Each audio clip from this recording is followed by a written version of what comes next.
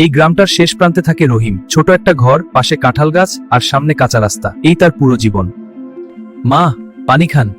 ধন্যবাদ বাবা। প্রতিদিন ভোরে উঠে সে আগে মায়ের তো নেই। জীবনটা কঠিন হলেও রহিম হাসতে ভুলে না।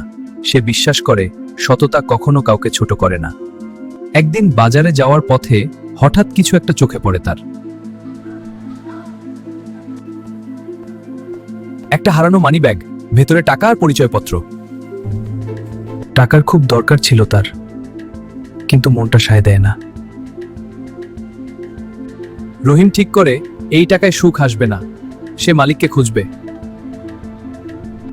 এই যে, এটা কোন রাস্তা? ওই যে ডান দিকে যাও, ওখানে কি লোকটাকে পাওয়া যাবে? হ্যাঁ, সামনে গেলেই পাবে। পেয়েছি, অনেক ধন্যবাদ। এই নিন আপনার মানি ব্যাগ। আর রহিম বুঝতে পারছিল আজ সে ঠিক কাজটাই করেছে। সেদিনের পর রহিম বদলে যায়। সে বড়লোক হয়নি, কিন্তু বড় মানুষ হয়েছে।